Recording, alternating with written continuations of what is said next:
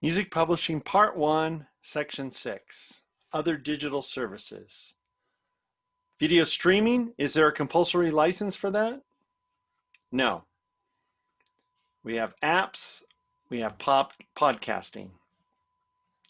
In terms of foreign sub-publishing, foreign mechanicals are collected by the mandatory societies in the various countries. And foreign performances, they'll pay the sub-publishers, the publishers share that performance, and they'll pay the writer's share to the PROs, which then get distributed to the writers, ASCAP, BMI, CSEX, GMR, and Alltrack. The foreign sub-publisher will keep 15 to 25% as a fee for handling that service. On print music, the foreign sub-publisher will usually pay the USA publisher 10 to 15% as a royalty. What does at source mean? It means the percentage is taken based on the earnings in that country. For example, you earn $1,000 in France, it'll be a percentage of that $1,000, as opposed to if there's a deduction for the sub-publisher and it comes back to the US, there's only $850 left, it would be a percentage of just the $850. What does black box mean? It means unclaimed funds. And who gets the money? Local publishers in the various countries get that. DART stands for Digital Audio Recording Technology. It was part of the Audio Recording Act of 1992. And what it does, it gives permission to copy records at home for private, non-commercial use. You can't show a movie and charge money for it, but you can just copy it and use it for your own personal use. And it imposes a tax on digital audio recorders and digital audio tapes.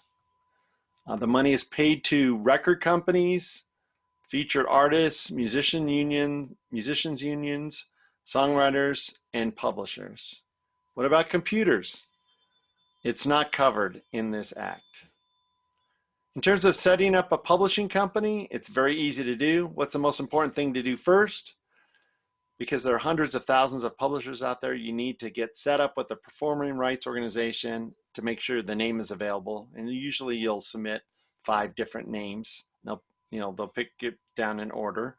Eventually you'll set up 5 publishing companies with the 5 main USA PROs. That is, if you are working with writers who are signed with those PROs. That's the only reason why you would need it.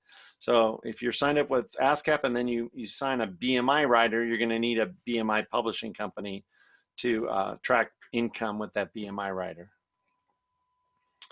And you become an affiliate as a writer. If you're going to have a bank account and that publishing company name, you can publish a fictitious business name. It's not necessary if it's just your own name, but they're going to be writing checks to that publishing company, so your bank needs to know that belongs to you, so they'll need to cash that check. And then you set up and register the copyrights on the PRO sites, and then you register the songs on the PRO sites. The copyrights you're registering with the Copyright Office. Transforming ownership over to a publisher.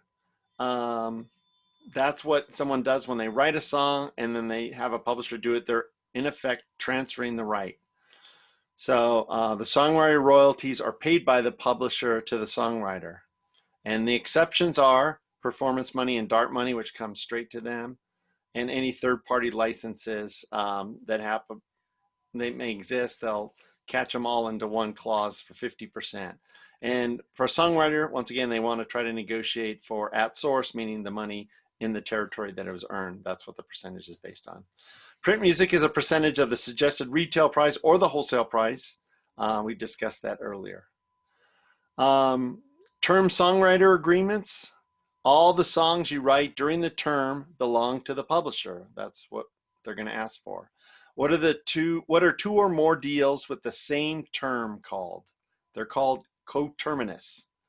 You try to get advances in a songwriter agreement, and there's certain delivery requirements that the publishing company is going to want to have.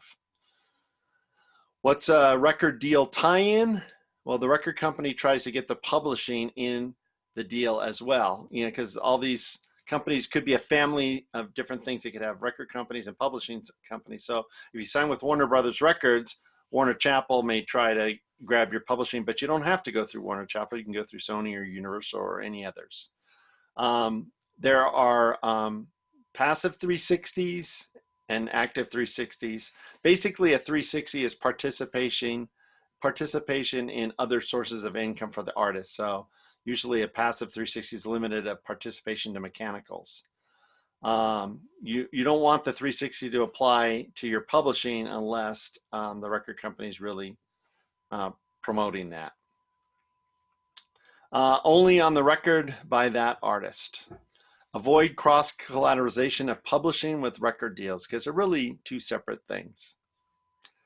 Collaborative songwriter agreements.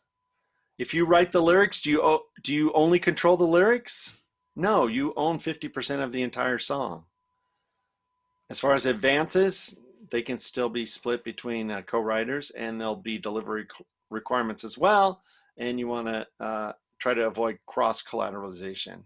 And you want to have some points in there related to creative control.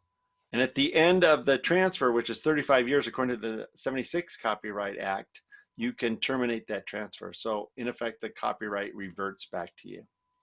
And that's the end of Music Publishing Part 1, Section 6, and the entire presentation.